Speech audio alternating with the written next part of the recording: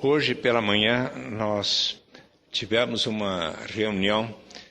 muito produtiva com o governador Geraldo Alckmin, juntamente com alguns secretários de Estado, a bancada de senadores por São Paulo, a senadora Marta Suplicy, vice-presidente do Senado, a senadora Luísa Nunes Ferreira, e com o coordenador Devanir Ribeiro, que, juntamente com o secretário de governo Sidney Beraldo, tiveram a gentileza de nos convidar e avalio que esta foi uma das reuniões mais produtivas havidas entre o governador de São Paulo e toda a bancada federal, pois foram convidados os 70 senadores de todos os partidos, os 70 deputados federais e todos os 3 senadores, e ali estavam, além do secretário Sidney Beraldo, diversos outros secretários, dentre os quais também o de Desenvolvimento Social, Rodrigo Garcia e outros. Foi uma reunião das 9 até 11 horas da manhã. O governador nos convidou para tomar o café da manhã e num clima muito positivo. Eu que sou senador por São Paulo desde fevereiro de 1991, lembro-me de ter tido algumas reuniões dessa natureza, inclusive com o governador Mário Covas e outros, mas creio que esta foi uma das reuniões assim melhor organizadas, inclusive com a presença do secretário da Fazenda, André Calab, que certamente ajudou o governador Geraldo Alckmin na preparação do documento básico que foi transmitido a nós por eles, né? Pelo governador Geraldo Alckmin. Ele fez uma exposição sucinta, que me permito aqui registrar, inclusive colocando na tela estes principais pontos que aqui mencionarei. Em primeiro lugar, o ICMS.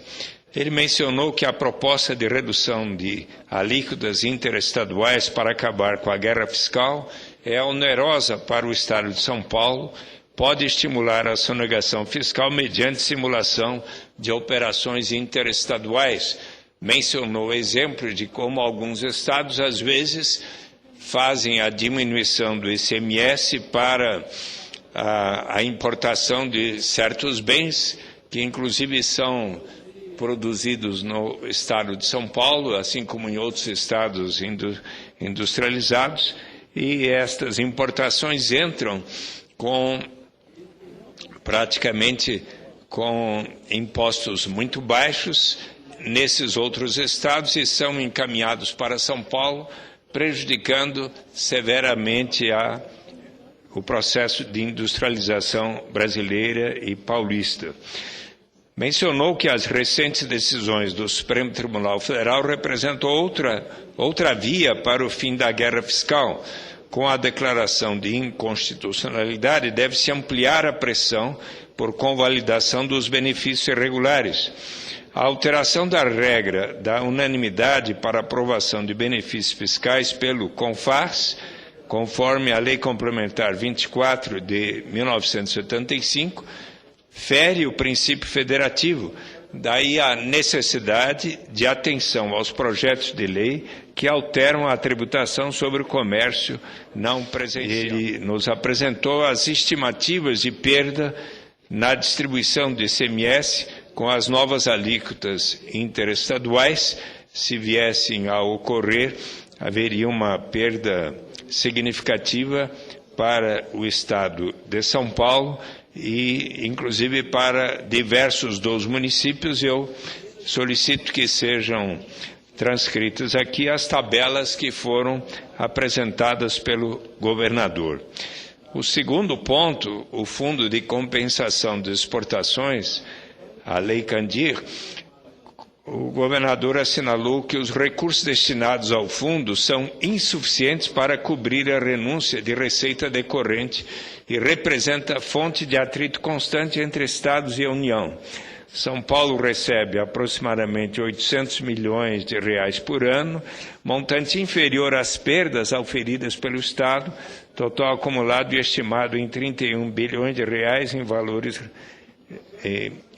reais e uma perda anual estimada em 4 bilhões de reais. Do montante total destes recursos, 25% pertence aos municípios. Daí a necessidade da regulamentação do artigo 91 do ato das disposições constitucionais transitórias, pois isso favorece a devolução de créditos de contribuintes exportadores, estabelece os critérios para o ressarcimento não apenas das exportações, produtos primários e semi-elaborados, mas também dos créditos decorrentes de aquisições destinadas ao ativo permanente. No que diz respeito ao Fundo de Participação dos Estados, FPE, assinalou o governador Geraldo Alckmin que a partilha de recursos é um instrumento para a redução das desigualdades sociais no país e previsto constitucionalmente. A Lei Complementar 62 de 1989, declarada inconstitucional, determinou que 85% do FPE fosse repassado entre os estados do Norte, Nordeste e Centro-Oeste e 15% aos estados do Sul e Sudeste. São Paulo recebe 1% no atual modelo, aproximadamente 390 milhões de reais em 2010, mas seus critérios deveriam ser revistos a partir de 1992, o que não ocorreu. Como foi declarado inconstitucional em 2010, as regras atuais valem até 31 de dezembro de 2012 e dependem agora de nova regulamentação. A situação atual envolve uma subrepresentação de São Paulo nesta partilha de recursos da Federação, pois a FPE per capita no Estado de São Paulo em 2010 foi de R$ 9,46, frente à média nacional de R$ 204,58. Nos modelos de partilha em debate, São Paulo tem a possibilidade de aumentar sua participação nas receitas. Alguns modelos em discussão propõem nova participação do Estado na ordem de 3% a 4% no total de recursos do FPE. É um tema de grande importância para o nosso Estado, certamente para Santa Catarina, para o Rio Grande do Sul. A possibilidade dos percentuais do FPE se tornarem a base para a divisão de outros recursos na Federação e mecanismo auxiliar na compensação de perda de recursos com a mudança nos critérios de alíquotas interestaduais do ICMS. E aqui o governador nos apresentou, que eu peço também que seja transcrito, a tabela da distribuição do FPE, segundo diferentes critérios e por população de cada um. No que diz respeito à partilha dos royalties, o governador Geraldo Alckmin assinalou o direito assegurado aos estados e municípios, conforme o artigo 20, parágrafo 1º da Constituição, mencionou que derrubar o veto ao artigo 64 da Lei 12.351 de 2010, a emenda Ipsen, representa sérios prejuízos imediatos aos estados e municípios produtores e o rompimento de acordo entre a União e estados produtores. Isso pode levar ao debate junto aos tribunais, prejudicando a realização de novos leilões de campos de exploração. Ora, a forma de distribuição dos royalties previsto no projeto de lei número 8.051 do Executivo de 2010 atende ao direito previsto na Constituição e atribui uma maior parcela aos não produtores, 22% para os estados, 22% para os municípios. Os estados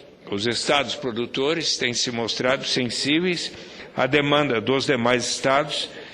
inclusive São Paulo, e vão trabalhar em conjunto nos próximos dias para construir uma proposta de interesse comum. E nós, da bancada paulista, queremos ajudar neste diálogo em cooperação com o governador Geraldo Alckmin. No que diz respeito à dívida, a situação do endividamento paulista encontra-se equilibrado, com a proporção entre despesas e receitas atualmente de 1,53, abaixo do valor de 2 determinado pelo Senado. São Paulo atualmente contribui de maneira significativa para o superávit primário do país. Segundo a apuração do Banco Central, o Estado contribuiu com 38,3% do superávit primário gerado por estados e municípios em 2010. Pelas condições atuais, o Estado encontra-se em condições de captar novos empréstimos, aproximadamente 17 bilhões de reais. E mencionou o governador Geraldo Alckmin que o Estado está sensível à demanda dos demais entes federativos, seja com respeito à alteração do indexador do Índice Geral de Preço e Disponibilidade Interna para o IPCE, que favorece a previsibilidade dos reajustes futuros. Há, inclusive, um projeto de lei da senadora Marta Suplicy, que fui designado relator e dei parecer favorável sobre esta questão, e a outra, a limitação do reajuste à Selic, que evita a possibilidade dos Estados brasileiros financiarem a dívida da União e limita o crescimento futuro da dívida. O governador Geraldo Alckmin nos apresentou a trajetória da relação entre a dívida consolidada líquida e a receita corrente líquida, mostrando que, desde 1997, quando estávamos com o índice 2,03, chegamos a ter um índice em 2002 a 2004 da ordem de 2,27 a 2,23, para daí para frente gradualmente diminuir até abril de 2011,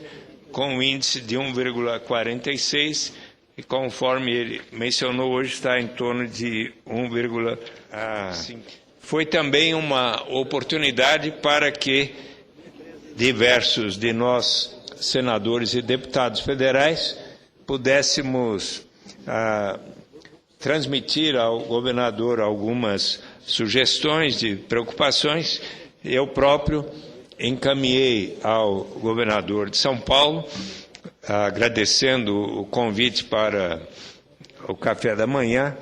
encaminhei-lhe uma proposição da senhora Marie-Christine Lafosse Falkenhayn, diretora para o Instituto para a Evolução de Sustentabilidade, que conta com o pleno apoio do governo alemão, que gostaria de ter a oportunidade de expor o quanto, em São Paulo e no Brasil, este instituto poderia colaborar com projetos de educação com o objetivo de conscientizar as crianças, os jovens, sobre a necessidade de nos preocuparmos com a boa alimentação, a produção adequada de alimentos e com os cuidados com o meio ambiente. Eu também encaminhei aos ministros da Educação, Fernando Haddad, e à ministra Tereza Campelo, ao ministro da Agricultura, documentos do Instituto para a Evolução da Sustentabilidade,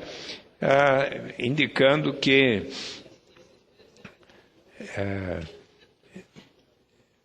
há uma preocupação muito grande no sentido, e na Alemanha e em muitos países desenvolvidos hoje, com respeito ao futuro produtor de alimentos, o futuro preparador de alimentos e o futuro consumidor de alimentos, para capacitar as pessoas com maior responsabilidade pela saúde e preservação do meio ambiente. Então, visando o combate ao aquecimento global, a redução das mudanças climáticas, a mitigação de gases de efeito estufa, o combate à desertificação, a mitigação dos impactos ambientais advindos da agricultura, e visando ainda criar condições escolares para combater a obesidade infantil e as doenças complicatórias dela advindas, combater as desordens alimentares infantis juvenis, solidificar a ética social na produção de alimentos, e justamente este Instituto para o Desenvolvimento da Sustentabilidade enviou uma carta à chanceler alemã, doutora Angela Merkel, buscando apoio financeiro para os projetos no Brasil. e a doutora Angela Merkel respondeu expressando seu desejo de que devamos receber também forte apoio financeiro do Brasil para este trabalho para a educação do desenvolvimento sustentável. Finalmente, quero transmitir que nesta oportunidade de hoje pela manhã, também conversei com o governador Geraldo Alckmin e com o ministro da área social de desenvolvimento social, Rodrigo Garcia, do governo do estado de São Paulo, para ajudar na coordenação de esforços entre aquilo que a presidenta Dilma Rousseff chamou de a parceria entre o governo da União, os governos estaduais e os governos municipais com vistas à realização das metas do programa Brasil Sem Miséria, o Brasil com a possibilidade de extinguir até 2014 a pobreza extrema.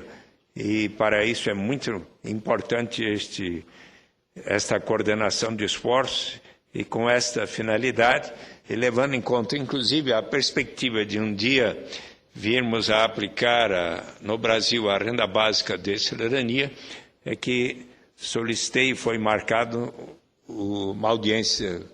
com o secretário Rodrigo Garcia, comigo próprio, e com o prefeito José Augusto de Guarnieri Pereira, que conseguiu aprovar a lei, aprovada por unanimidade no seu município de Santo Antônio do Pinhal, para a instituição por etapas da renda básica de cidadania, obviamente em cooperação com os governos estadual e da União. Assim, transmito aqui que o clima foi muito positivo e percebi que todos os senadores e deputados federais do Estado de São Paulo, 70 deputados, acredito que praticamente todos estivemos lá, e os 3 senadores, todos avaliamos como muito positivo esta reunião do governador de São Paulo com a